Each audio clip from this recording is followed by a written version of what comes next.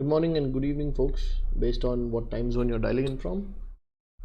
Welcome to the long awaited Kubernetes Hacking Masterclass. My name is Riaz Valikar, and today we are going to learn a few hacks that we can do in a Kubernetes cluster owing to common misconfigurations. Right, so let's just jump in. What are we going to cover today? We're going to deploy a GKE cluster in our own accounts and set up some misconfigurations to exploit. And that's part of the prerequisites that you folks have met before joining the class. You were supposed to create a you're supposed to create a Google account and come in, which is where we are going to create the GKE cluster. We're also going to talk about some relevant Kubernetes controls for today's masterclass. Very less explanation in terms of what the controls are, but doing more hands-on around it. And then eventually we're going to attack our own setup that we've created to understand and exploit RBAC and pod level access to eventually compromise the entire cluster. There's a Q&A button at the bottom. You can use a Q&A and chat feature to send your questions, etc. while the masterclass is going on. I'll comment and answer as and when I see them. Right. The software we're using right now, although it's Zoom webinars, this is not a webinar because you folks are doing hands-on for the material that is being covered in the class, right? I highly recommend you folks to walk along with what is happening on screen so that you get the most out of this class, right? We are going to be creating, for a lot of you folks today, I'm sure you're going to be creating your first GKE, your first Kubernetes cluster rather, and a managed cluster for that matter on Google Cloud Platform is going to be a first for a lot of you folks as well. Right, so we're going to create a cluster, we're going to deploy some apps, we're going to add some misconfigurations to it and understand what they are, and eventually exploit those to gain access to the cluster as an attacker. Okay, let's go ahead and deploy our cluster. This is the lab setup bit. I'm going to paste this URL in chat here so that all of you have access to this. It's a file called commands.txt hosted on an S3 bucket within an S3 bucket that we have. Just download the file and open it in a text editor. It's got a bunch of commands. I'll show you what it looks like.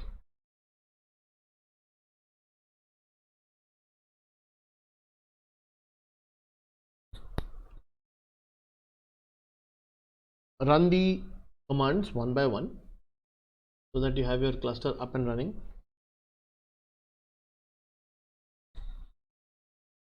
This is commands.txt.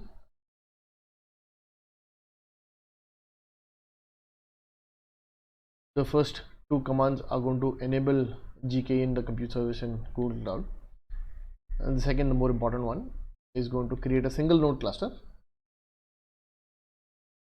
called Kubernetes Hacking Masterclass.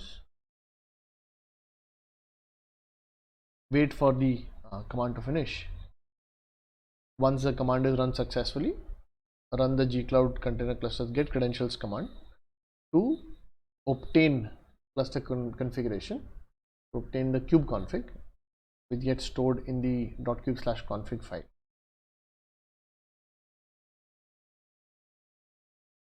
And finally, there's a cluster setup bash. This shell script will deploy an app within the cluster. Right? Go ahead and run this. I've already created the cluster on my system here. I'm going to switch to this.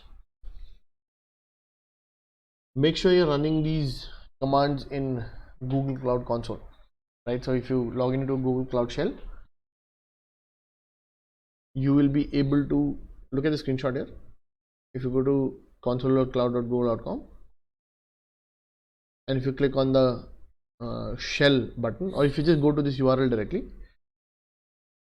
you will be able to choose and start a terminal. Okay, just make sure that your terminal window shows your project name like this for that matter. If it doesn't, just make sure this is absolutely required. The project name has to be present as an environment variable. If you just click on this button here, It'll show you a bunch of other projects that you have. Make sure you selected the right project within Google Cloud to work for this masterclass. Right? You don't want to start a cluster in, say, one of your production clusters if anyone is using an office account. Right? So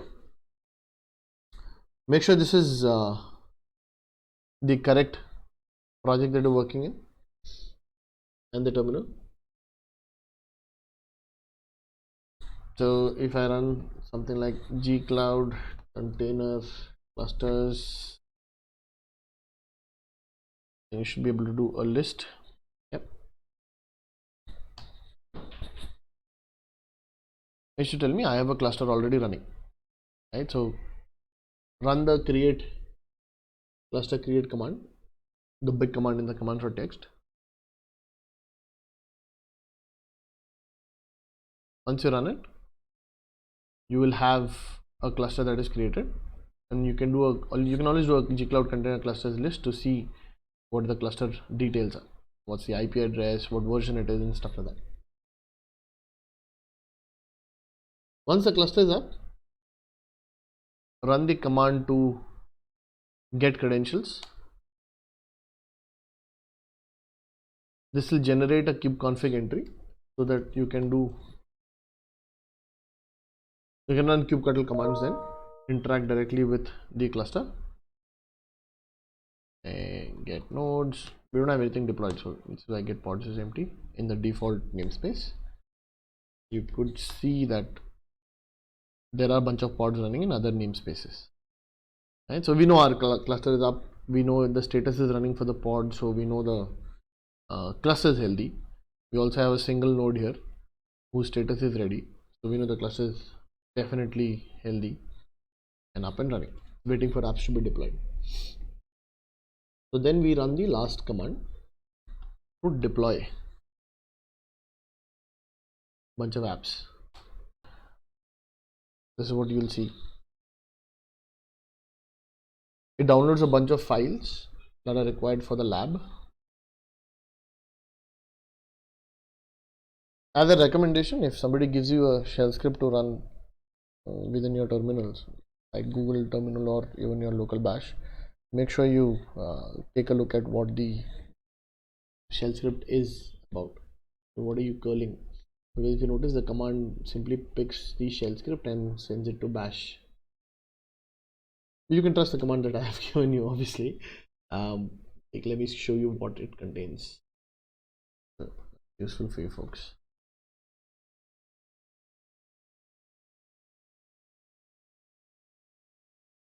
The app is deployed. It's waiting for a public IP to be assigned to the app. While that is happening, I can quickly show you, opening another terminal, I can show you what the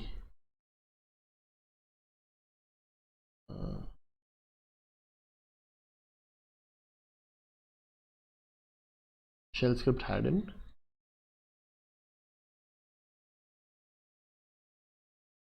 So if you notice nothing malicious, it essentially creates a directory and downloads a lab zip into the directory called masterclass, unzips it.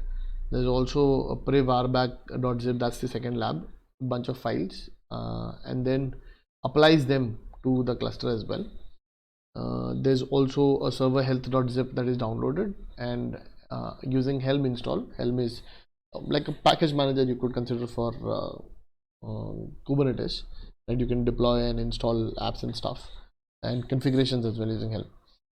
You use Helm install, it installs the app in a namespace called apps, and exposes the deployment using a load balancer to have a public IP address, because we're going to interact with the web application that's going to deploy. Okay? And then essentially prints out the load balancer's IP address, which is what you're going to see as the output of the script right here. Right? So this is my IP address where the app has been deployed. We're going to come to this. We're going to explore this. This is the lab setup bit. Once this is done, right, let's go back to our presentation.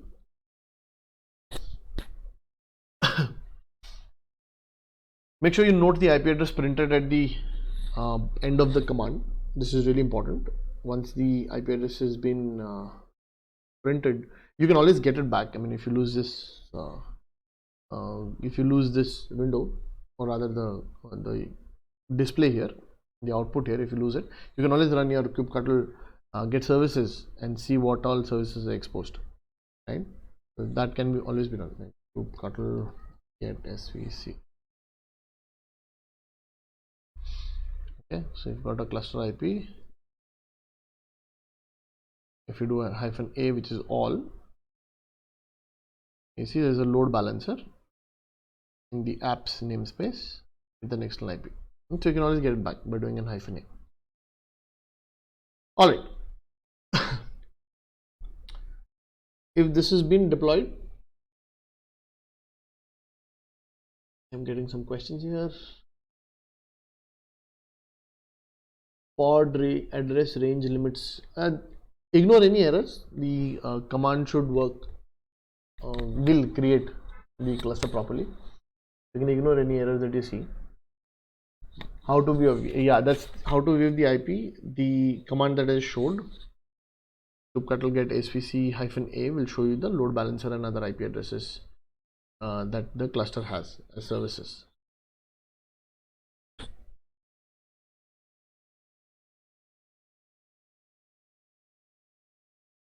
Okay, so let's move on.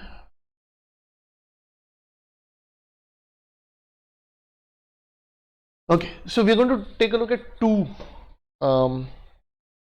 I'd say security controls in Kubernetes.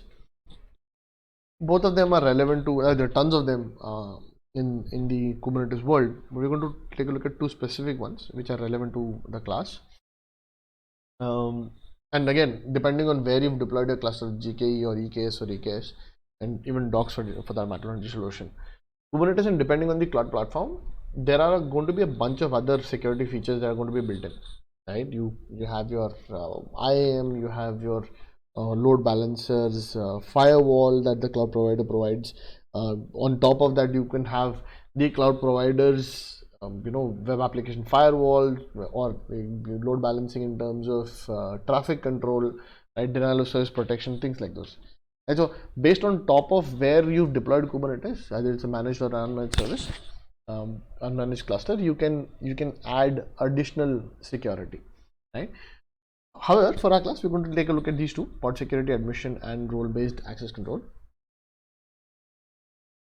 Let's go ahead. We'll do the hands-on first, and then I'll come to what and why of the pod security admission controller as well as role-based access control. Right? Let's do the hands-on bit first. Let's create two namespaces, each with a different pod security standard. Go to the masterclass pod admission controller lab folder. Let's confirm if it's there for us first.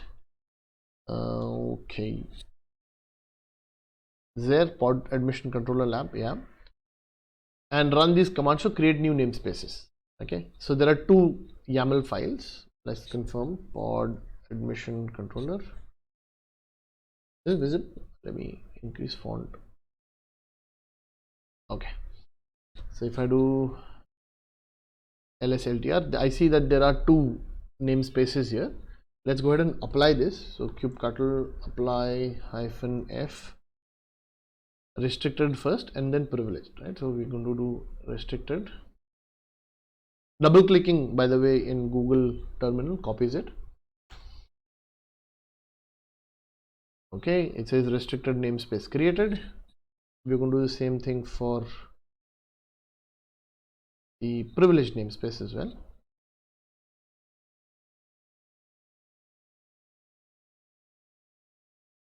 This is done. We've created two namespaces. Let's take a look at what the YAMLs contained. Essentially, this is a YAML definition to create a new namespace whose name is restricted -namespace, and it's got a bunch of labels that have been added. Right, pod security Kubernetes enforce the restricted label and enforce version latest of the restricted label, and again for warn also restricted and warn version is latest. I'll tell you in a bit what this means. You can take a look at the privileged namespace as well, so that you understand what's happening. What did you just run? Similarly, for privileged also, there is a enforce privileged and enforce version latest. There's no warn here. Okay. All right. So once this is done, let's try and start a privileged pod within each other namespace. Okay. So let's take a look at the pod definition first. Nginx. All right. This is a pod definition that says create, or rather the YAML is for a definition kind pod whose name is nginx-privileged. Spec is create an nginx container whose image is nginx. And in the security context, which is where a bunch of misconfigurations happen within containers, the allow privilege escalation is set to true and run as a privileged pod is set to true. So in other words, the allow privilege escalation true for a pod essentially allows processes to gain more privileges than its parent process. And process can become sudo, and then they can run with higher privileges than their parent process that started it. Right? Privilege true is again another security context. There are a bunch of these in Kubernetes and in Docker or containerization technologies generally. It basically allows a pod to access the host's all resources and capabilities except the networking stack, which has to be explicitly specified. But kernel and CPU and memory, the abilities, or rather the resources within the host node, right? So the pod would be able to access those bits. I've added a bunch of references at the end of the slides, which you will have. You can read up more about those bits as well. For now, let's move on. We are going to try and run this pod in both of these namespaces and see whether the pod is successfully created or not. Right, so let's get the command for that. Let's figure out the namespaces first. kubectl get ns should show you a bunch of those, and the ones that we just created. Privileged namespace and restricted namespace, very appropriate naming convention. Kubectl apply -f the pod YAML and the namespace. Right, so kubectl apply -f the pod specification followed by the namespace in which you want to run it. Right, so we're going to try and run it in the privileged namespace first. You can run it in either. We're going to go do it in quick succession.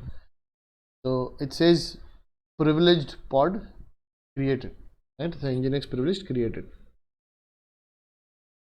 Let's try in the restricted namespace. I'll just type this instead of copy pasting.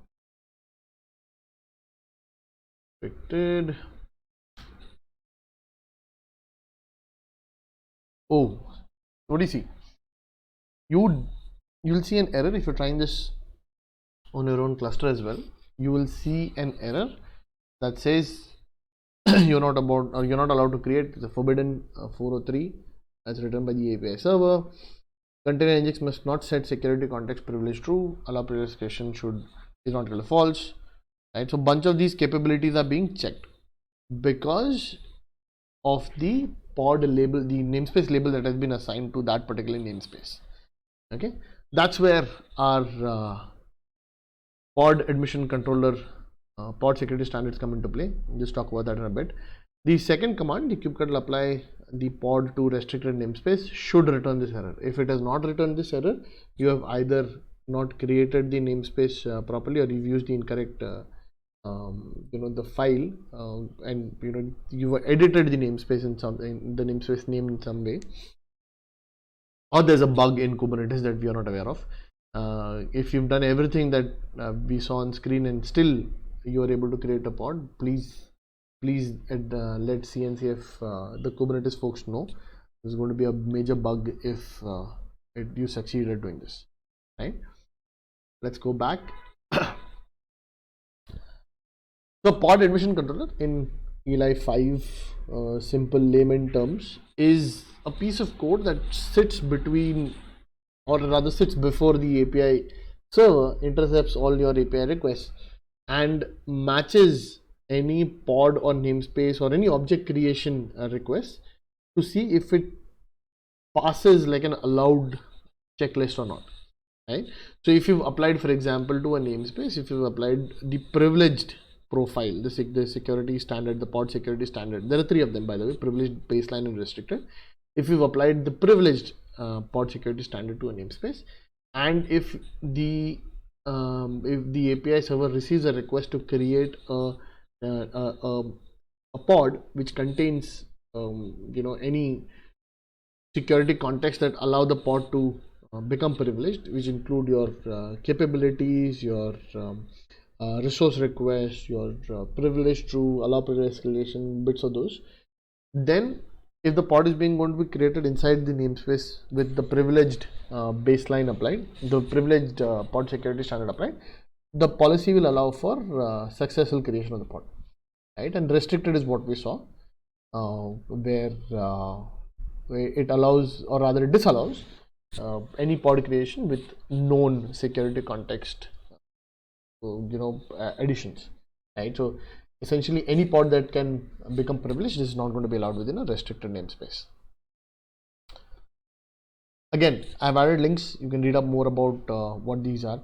There are a bunch of tooling you can do on top of pod security admission controllers, where you can have your own pipelines. For example, you can have your own alerts and other mechanisms put in place for any attempts that are being used to create a pod, say in a restricted namespace, right? So you'll be notified about those bits.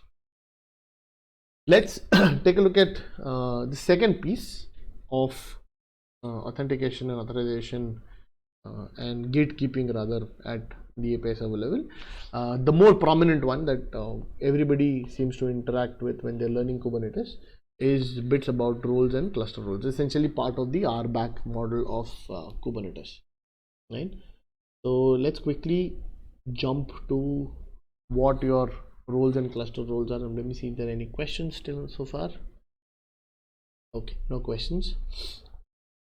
Make sure that you're doing this side by side so that you are able to run this command, see the output, and see what it is doing. Let's enumerate roles within the kube system namespace. Okay, specifically the kube system namespace, which is pre-created when you set up the cluster. The kubectl get roles namespace kube system. So that kubectl get roles -n namespace name. You can do get ns to get a list of namespaces, right? You see that there are a bunch of roles that are present within the kube system namespace. Not a problem so far, we're still doing enumeration. Let's do get role bindings.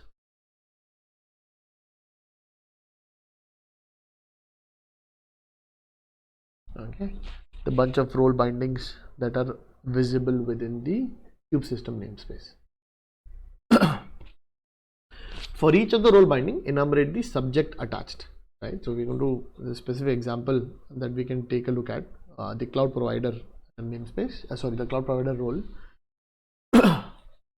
For each of the role binding, essentially, if you're going to be doing this as part of an audit or if part of an attack, you would want to enumerate the role and role bindings and the subject that is attached to the role binding within each of the ones that are discovered, right? So let's take the first one here, right, which is GCE cloud provider as the role binding name. Let's get this to see what data it has, or rather what subject is attached to this. Kubectl get role binding GCE cloud provider.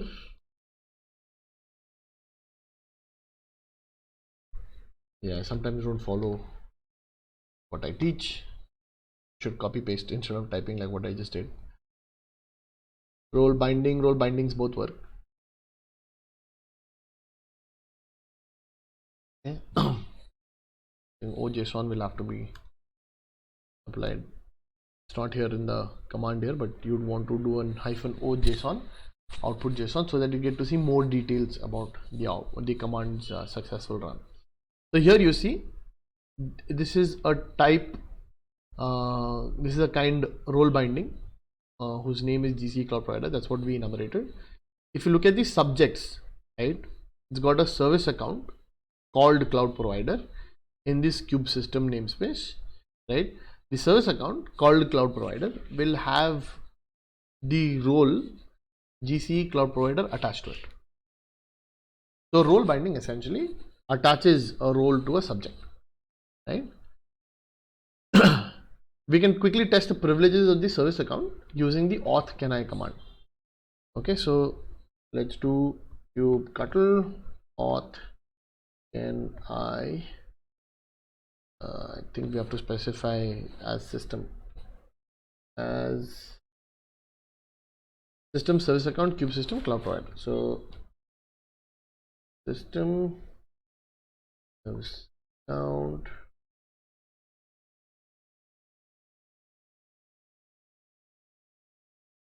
namespace object name. What's it? Cloud provider, right? So here cloud provider. You're essentially asking kubectl to run the auth can I -list command with the privileges of the system service account from the kube system namespace whose name is cloud provider. So essentially impersonate this service account and run auth can I. Right, so -list. Okay, you see that the role does not have a lot of interesting permissions at all, right? Auth can I is a very cool plugin that you can add to kubectl. By default it comes in to kubectl now, where you can get to see whether the impersonation allows you to do stuff, right? So kubectl auth can I, as this user, can I get pods, right, or can I get nodes, right, bits like these. So -list simply enumerates and shows you all the permissions. Very essential, very useful tool when it comes to figuring out what your current account or what your current role or cluster role or service account has permissions for. Let's repeat the same but with cluster roles and cluster role bindings to see cluster wide RBAC. So role, if you've noticed, is at the namespace level. We worked with the kube system namespace, which is where we did all this enumeration. We're going to repeat the same exercise but now with cluster role and cluster role bindings. Okay, so we go up and do get me cluster roles. Going to be a lot of cluster roles, right? So see, there's admin, there's CA, CR actor, cloud provider, which is also a cluster role. Cluster admin, bunch of them, right? Any additional add-ons that go into the cluster, the FluentBit, for example, your connectivity agent, right? The bunch of them that are not native to Kubernetes core but get deployed on top of Kubernetes as part of the installation scripts by different managed providers. For example, GKE works with FluentBit and connectivity and GMP, right? So these third-party add-ons can also sometimes end up misconfiguring the cluster, especially if you built your own. And then if you want the add-on to do a bunch of other things, you may end up misconfiguring the cluster role or the role that the add-on requests, right, from the cluster. So we've enumerated the cluster roles. Ideally in an audit or an assessment, you make a copy of this locally and save it to your text file. And we'll look at cluster role bindings. This is going to be an even bigger list, right? So there are cluster role bindings that have particular roles attached to them. For each of these cluster role bindings, right, and for a role to see what permissions the role has, you'd want to enumerate the role with OJSON and the role binding subject, right? So look at it this way. You would have a role and you would have a role binding, right? The role binding attaches the role to a principal, right? Similarly, cluster role bindings attaches a cluster role to a principal. The principal is a service account or a user, right? So if you want to see if any service account is over privileged, identify what cluster role bindings it is a subject of, right? Once you've identified what cluster role bindings the subject belongs to, the service account belongs to, you can then backtrace and see what cluster role is attached to the role binding, right? Or the cluster role binding, and see if the cluster role or the role is over privileged, because that's how the service account is going to get the privileges. It is going to get it from the role or the cluster role that is attached or bound to the subject via the cluster role binding or the role binding. Okay. For the cluster role bindings, let use a privileged cluster role, enumerate the subject as actually. So point number 2 here is what I've already stated. For the cluster role bindings, use a privileged cluster role. How do you know what is a privileged cluster role? You have to enumerate the cluster role itself. So for example, let's take a very innocuous sounding. So edit is a default cluster role within Kubernetes. Let's enumerate this cluster role. Get cluster role edit JSON. I'm asking for details about the edit cluster role. So if you notice, it's got a bunch of permissions inside, right? It's got what API groups it can interact with, what verbs are allowed, get, list, watch, right? And if you notice, for resources of type pods, it can do pods attach, exec, and sorry, it can, for resources of type pods attach, exec, port forward, it can do create, delete allocation, patch, update, etc. So if a cluster role, which is this edit, if a cluster role binding is discovered with a subject which is a service account, and if it has this edit as one of the roles, then that service account would be able to manipulate resources within Kubernetes, right? So for the sake of our example, we are looking at suspiciously suspicious present cluster roles and roles within the cluster, right? So suspiciously named is what I was trying to get at. Suspiciously named cluster role or role bindings. So cluster admin, for example, right? Cluster admin by name seems dangerous. So does admin, right?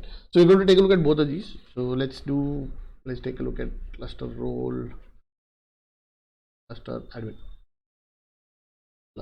admin. Oh, see, everyone here is quite familiar with the star, the asterisk, the wildcard characters that you keep encountering across different systems, right? So in this case, this is a very simple to read cluster admin cluster role definition. Kind cluster role, yes. Name is cluster admin. Look at the rules. API groups, for all API groups and for all resources, allow everything. So if any service account has this cluster role assigned to it via a cluster role binding, that service account is going to have full privileges across the entire cluster, right? Let's see if we can discover who has it. Okay, so I mean I'm skipping a bunch of things here because you would be doing this for each cluster role binding.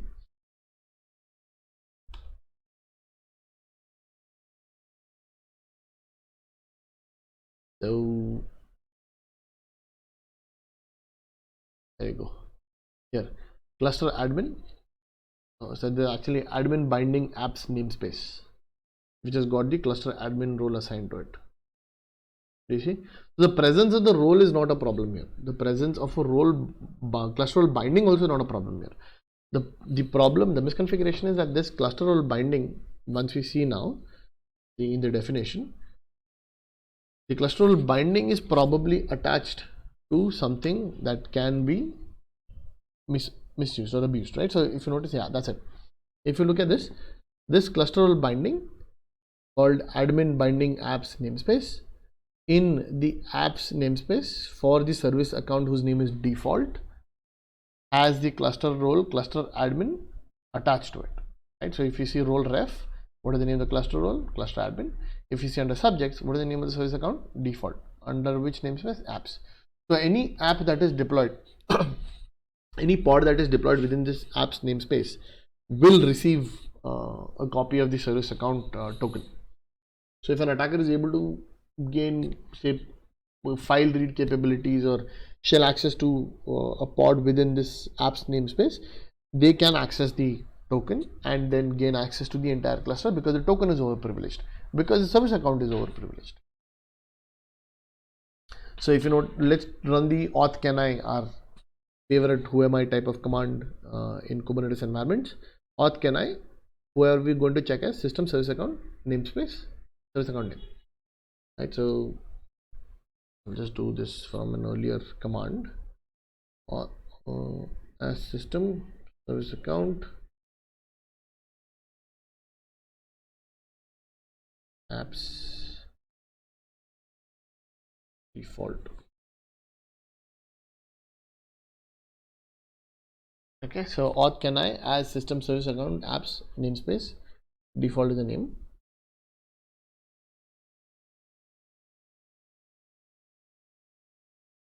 All right.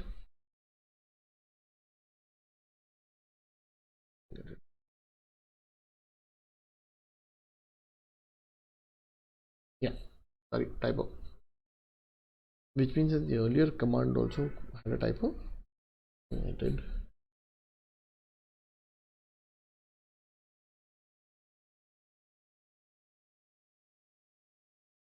Yeah, cloud provider still does not have a lot of interesting things, but our recently discovered apps default service account has all resources, perform all actions. Let's say get, delete, watch, create, push, patch, update, all of these are possible by this service account, right? So that's a very dangerous setting to have unless absolutely required by the business. So I briefly mentioned this, but an RBAC role or cluster role contains rules that represent a set of permissions. Permissions are purely additive. There are no deny, right? All of them are additive. A role always sets permissions within a particular namespace when you create a role. So cluster role is a non-namespace resource and applies to the entire cluster. Like in this case, the cluster role that we saw, the cluster-admin, was applied to a subject, right? Bindings allow the role or cluster role to be bound to subject. In this case, it was the default service account of the apps namespace. This allowed the cluster role to become visible to any pod running within the namespace, right? So if you want to define a role within a namespace, use a role. If you want to define a role cluster wide, use a cluster role. But when you're auditing and when you're hacking into Kubernetes, make sure that you've verified, or rather you enumerate all your roles, all your cluster roles, all the cluster role bindings, all the role bindings, to see if there is any privileged role or cluster role that is assigned to a subject via a role binding, via binding in any case. I'm sure there are tools available to do this quickly. I'm not able to remember any at the top of my head, but definitely I'm sure there are tools. If not, then there's a very good area of research that you can publish your own tool in. These are examples of what a role and a role binding looks like, and a cluster role and a cluster role binding looks like. Right. So if you look at the role, the name of the role is called pod reader. These are taken from again Kubernetes documentation. If you look at the role called pod reader, the role has permissions, the verbs get, watch, list on pods as the only resource. The role binding binds a user called Jane, okay, to be able to read pods using the pod reader role.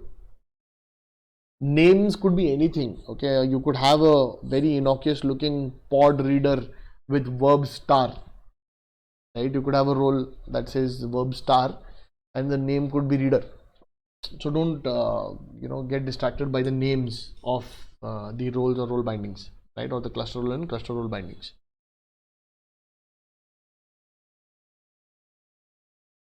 The big difference between role binding and cluster role binding is the namespace, right? So role bindings are namespace specific, cluster role bindings are not. I think a couple of months, I think a month or a half ago, I published a blog post on attacking Kubernetes clusters. There are two-part series, right? It's again added in the references. One of the things I mentioned there, and something that I see our customers often do at Appsecco when we are pen testing a cluster, the role binding, right? Because it's restricted to a particular namespace. Some of our customers have had role binding set up, or rather, role binding that attach a privileged role to a subject, right? A service account within that namespace. For an attacker, that allows the attacker to become privileged within that namespace. They can't still do anything in other namespaces, other tenants, for example. If you're using tenant isolation using namespaces, which is a bad idea, but because namespaces don't essentially provide isolation, they're not created for that. The you could, as an attacker, you could still identify other role bindings within the cluster. And imagine if you have a cluster with multiple role bindings across all namespaces that allow you full privileges within that namespace. So it's essentially, instead of doing a cluster role binding with a cluster admin, what you now have is a role binding per namespace in all the namespaces, but with privileged roles, right? So it's like, instead of giving global star, you've given star on each of the individual parts that make the global, right? So you still kind of administrative access on the cluster itself.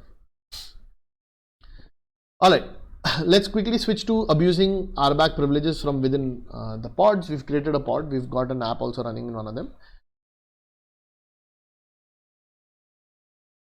Couple of concepts to remember. All pods will have access to the default service account mounted as a file system within the pod at this particular location, right? And this is generally across most Kubernetes clusters, unless you've, in the pod YAML definition, you've put in a definition to remove, or rather overwrite this location with something else, right? The cluster will expose the service account within that namespace to the pod via these two file mounts. Okay, we can take a look at the mount path under volume mounts for a pod. And we can quickly do a definition. Let's say kubectl get pods. Apps, I think, had one. There is one here. So this is the help install server health that we did earlier through the bash script. If I do describe,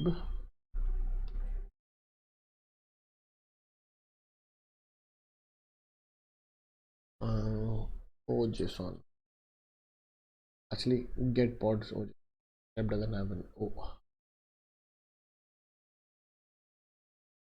Okay, so if you look at volume mounts,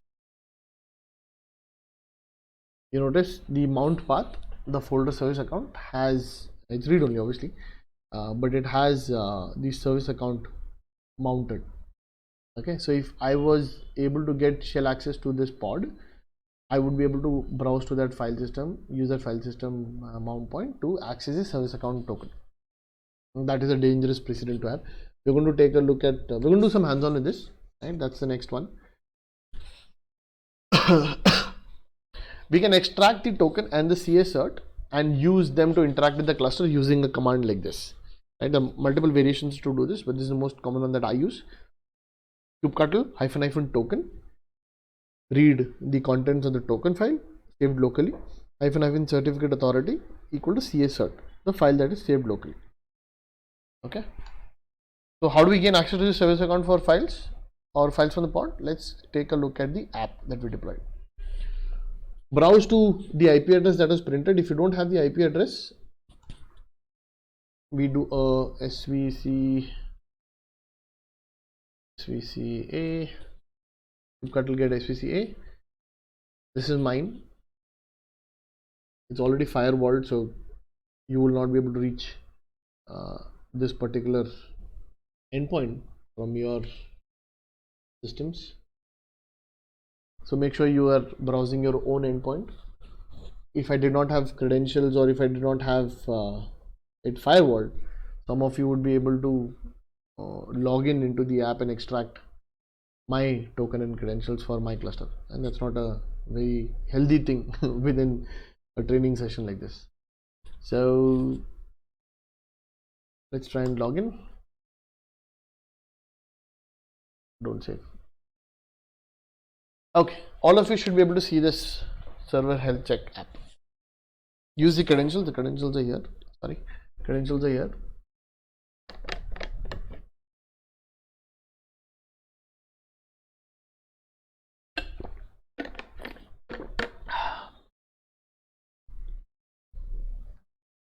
What do you see?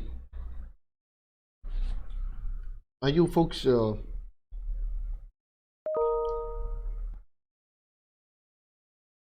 okay? Getting a bunch of hands ups.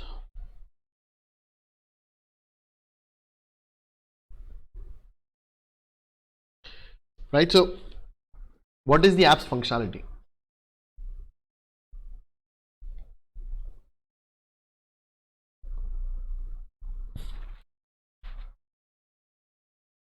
The app, the functionality of the app is you can provide a IP address or a URL of a web application on the internet, and it will go fetch the HTML field, right? So HTTP, I've done a bunch of things, so ignore that for now. Ignore the drop down on google.com.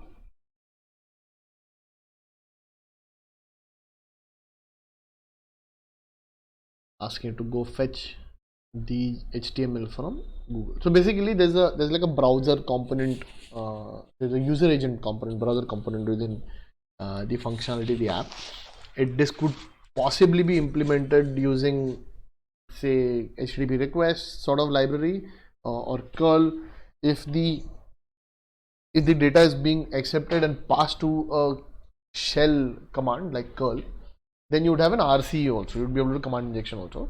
But if it is simply going to take it and pass it to like say an URL fetcher library like request, HTTP request, an HTTP library, then what you would have is an SSRF, right? So the application takes a URL from the user, makes a server-side request on the user's behalf. Such a feature, if not protected properly, is often vulnerable to a server-side request forgery or cross-site port attacks, also called as. The interesting thing is, depending on the request library used on the server-side code, file is also a valid request protocol, right? So if you're using, say, HTTP requests, right, and a bunch of other libraries that support file as a protocol, you could do file : / and read a file on the local system. Okay, we can also, yeah, you can absolutely use got a chat comment here, we can also use semicolon to break out of the curl and use Linux commands. Like you could definitely do semicolon ls. This is also valid. This will simply fail the previous curl and yeah, see, curl no URL specified because nothing was before the semicolon, and give you a bunch of files within the current directory. Okay, so ls, RC definitely, right? So command injection definitely works.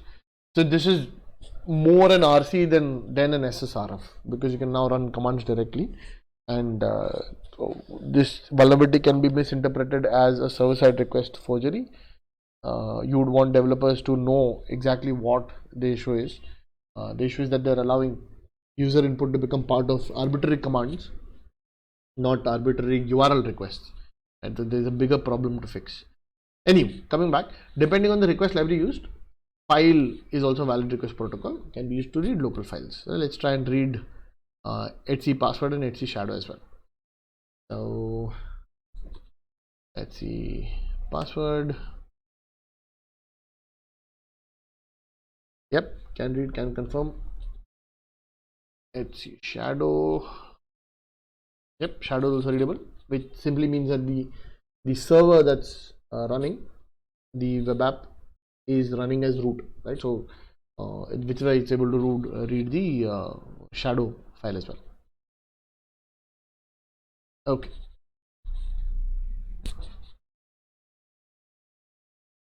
But for us, we want to hack Kubernetes, right? So we're going to now try and read the files that are required for our attack to succeed. So we're going to look at var run secrets Kubernetes IO service account token. Let me paste this in chat, both of these for you folks.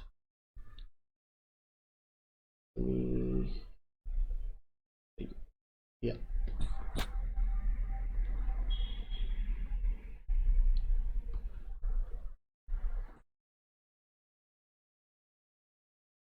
So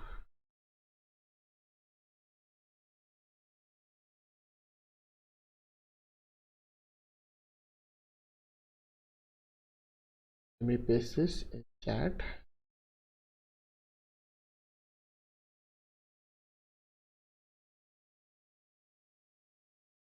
Okay. So make sure that you, yeah.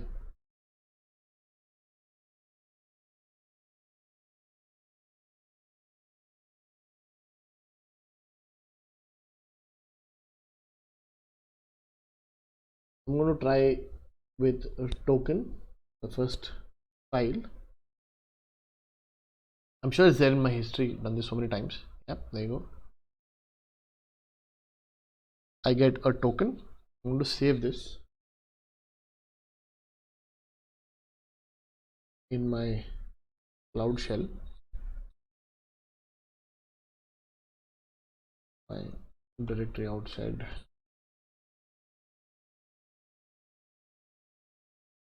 Get it.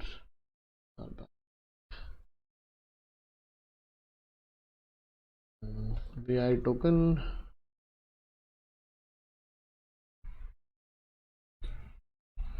Saved. In the second file, the CSRT.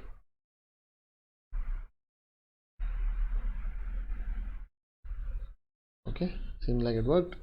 Just save both of these. VICA cert.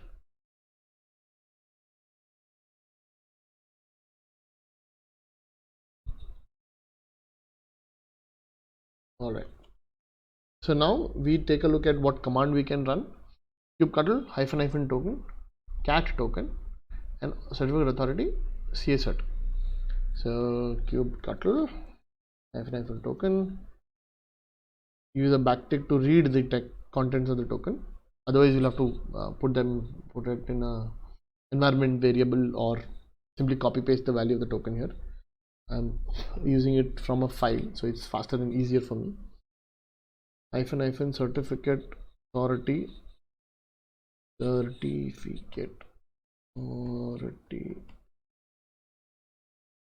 CA cert, the file that is present in the current directory. I'll say get node. Okay, looks like it worked. If I do kubectl auth can I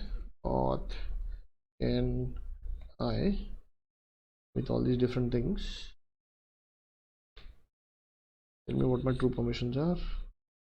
Oh, looks like the token and the certificate allow kubectl to read or rather to perform any action, administrative actions on the cluster, like you see verbs star and on all resources. Yep, that's the next command that I was going to ask you to do. This is what you see.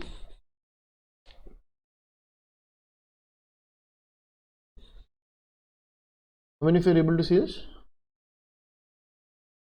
Yeah. Right. So look at the different commands here. First, we read the token and CA cert from the service account directory, saved it locally, and then we use the kubectl with -- token and certificate authority to run Kubernetes commands. So essentially, you are now impersonating, or rather you've stolen, not impersonation, this is you've stolen the token and certificate of the service account, right? And you are maliciously impersonating, for the lack of a better context, the service account, right? And by looking at auth can I and the privileges, it seems that you have a bunch of privileges, administrative privileges within the cluster. Excellent stuff. All right, there's some post exploitation in GK which is going to be hands-on and / homework for you folks. We've come towards the end of an hour. Because our cluster, I'll just tell you the context of what the homework is. Because our cluster is on GK, there are a bunch of additional exciting things you can do, right? And which is what some of you folks, I've seen some of you in the room here talk to me about this before. We can go a little further with our setup because we have an SSRF and a GKE cluster. You can perform the additional actions, right? Post exploitation scenarios. You can dump environment data to see what environment variables are assigned to the pod within the apps namespace. This will reveal any environment variables that have secrets, Kubernetes GKE information, things like what the cluster is running, what version it is, any keys, any API keys and service account tokens, etc. that may have been assigned within the environment variables. Right, so definitely take a look at proc self environ, regardless of whether you are on a cluster or not. Because you're in GK and the cluster was created without shielded nodes, it's a feature within GKE. You should be able to access some kubelet credentials from the kube env environment as well. Right, this is not possible in most modern GKE clusters because shielded nodes is assigned by default, but our command specifically did not have shielded nodes. Fetch the Google VM's instance compute service account. Again, all three are not related to each other. Okay, there are three different things that you can try. These are not step 1, step 2, step 3. These are three different things to try. Fetch the Google VM's instance compute service account token to query the underlying cloud platform itself. Like how Kubernetes had a service account token and CSRF mounted within the pod from the namespace, for Google Cloud Platform also, if a node, if a compute is created, if a VM is created, which nodes are essentially VMs, if a compute is created, a service account is going to be assigned to it, right? By default. You can disable the service account, but by default, the service account is assigned to a node or a VM within the Google Cloud account. Using the compute metadata and instance metadata information, particularly these two URLs, you can actually access the token of the service account that is assigned to the node. This has nothing to do with Kubernetes. This is across all VM instances in Google Cloud. Right? If you have an SSRF on a non-Kubernetes app, make sure if you know it's on GCP, make sure you try and see if you can access the default token. Right? The scope will tell you what is the reach on the scope of the token that access is allowed for, and the project ID because it's required to run the next set of commands. You can then there are examples here of what the for each of these three I've put an example, so it's easier for you. Proc self environ will give you a bunch of environment variables what I assigned inside the pods. Kube env from instance metadata.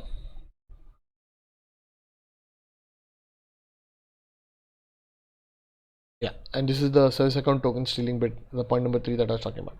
So get the token, get the project ID that's required, and then you can run a curl command to make an API request to storage.google APIs with the target project and the access token to list other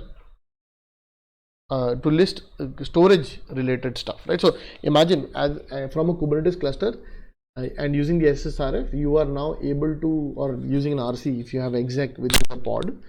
Imagine if you didn't have SSRF, but you were able to leak the token and CSRF for the pod. You could then do an exec into the pod. You could get a shell inside the pod from which you could do your curl commands, right? From those curl commands, you would be able to access the storage APIs, extract the GCP token for the VM compute service account, and use that to access storage and other APIs, right? Depending on what is allowed for the service account. Storage is by default allowed. There are a couple of them that are allowed. Storage is definitely allowed, including logging and monitoring APIs. Using this, then you could download individual files from within storage. So it's like from Kubernetes to app to pod to the Google underlying cloud platform, and then to storage. And so you essentially escaped into the cloud account. That's your homework. Make sure you try this out. Last bit is tearing down the cluster to obviously just to avoid any credit wastage. Optional if you want to continue to practice. To tear down the cluster, you have to simply go to Google Cloud into your console, go to Kubernetes and delete the cluster. Right? It's very straightforward. Just select the cluster and click on delete. Bunch of references I've added. Make sure that you go through all of them. A lot of them you'll realize is content that I've written. And this should answer a lot of the questions that were being asked today as well. Alright, we've got a couple of questions here. First one is, for KTest pen test, is assumed breached assessments better than black box? Right. For the benefit of the folks here, an assumed breach assessment would be where some level of internal access is provided during testing. Right? Like for a standard infrastructure pen test, it would mean VPN or SSH access to an internal machine. For a cloud pen test, it would mean like an IAM minimal user access. For Kubernetes specifically, it could mean shell access to a pod with or without the ability to create an exec pods in like specific namespaces. Right? So the idea is to create or simulate a situation where the attacker has already gained access to your infra. In my personal opinion, an assumed breach assessment is a better way to comprehensively test the security of your cluster. Simply because attackers have infinitely more time than say a scoped time bound assessment, right? Like how we would go do a pen test on our clusters, right? Or if you're doing it for a customer. It's useful to see what the attackers see, assuming they will eventually find a way to your cluster internally. It could be through a reverse shell from an app that is hosted on that's running within the cluster, or say SSH access to a node, or internal rogue or DevOps user, with some level of cluster access. Could be anything. But evaluating the security of the cluster from an attacker with some access makes the testing a little more comprehensive than what a black box, definitely far more comprehensive than what a black box would achieve. At Appsecco, for example, as part of the Kubernetes pen test, I always request a kube config with the ability to perform, say, all actions, but bound to an assessment specific namespace, which we delete at the end of the assessment. Right? So to mimic like an attacker who's already gained access to the cluster. That's like one of the things that we do to simulate an attacker in a pod concept. Second question here is, what are the differences between GKE and EKS from an attacker's point of view? Well, plenty of them. Because there are two layers involved, right? And this is true about other managed providers like Azure and Docs of DigitalOcean as well. The two layers, as in there is the first layer that is Kubernetes, and then the second layer is the cloud layer itself, the cloud platform. The security provided by the Kubernetes core, these are your RBAC, your API auth, your pod admission, and any third-party Kubernetes security tools that may have been installed, like Gatekeeper, for example. Then there is the cloud layer security. Like GKE and EKS both have load balancers, for example. These are technically cloud properties and can have their own firewall settings, traffic manipulation, say packet inspection, app firewalls, DOS protection, denial of service protection, before the traffic even reaches the Kubernetes layer, right? And IAM and identity mapping is also another area. For example, AWS IAM users by default do not have access to EKS clusters, even if you can generate a kube config, even if you're an admin within AWS. A separate identity mapping needs to be created to map the IAM user to a Kubernetes principal. Unless you've created the cluster yourself, then you have access. Otherwise, any other user needs to have an identity mapping created to map their user, AWS user, to an Kubernetes principal. Similarly, for GKE, there are a bunch of security features like shielded nodes and IMDS concealment that prevent attackers from gaining access to, say, the Kubernetes kubelet certificate and tokens from kubeenv, which is hidden if you have shielded nodes, and say the compute service account token for any nodes from the instance metadata endpoint if you have concealment enabled. And so every cloud provider has their own security features. So from an attacker point of view, you need to know what cloud provider you are on. That's basically based on the IP address that you're targeting. You can do a reverse lookup to see whether it's an AWS property or a GCP property, right, and other cloud provider properties. And then you can sharpen your attacks based on what cluster you are targeting, what cloud provider you are targeting. All right, thank you everyone for joining today's Kubernetes Masterclass. My name is Riaz Walikar and I'm the Chief Hacker at Appsecco, and I run the Kubernetes Penetration Testing as a Service offering at Appsecco. So if any of you folks want to get your Kubernetes clusters pen tested, or if you know anybody in your circles, do write into me. My contact is on the slide right here, my email and my phone number as well. That's the company website and the blog. I highly recommend, make sure you check out the blog at blog.appsecco.com. We write a lot of useful technical content periodically published by me and my team, right? And definitely useful for you folks. A lot of it on Kubernetes that we write these days. That's all for today. Thank you once again for joining us. Hope you all learned something cool today. Until next time, happy hacking.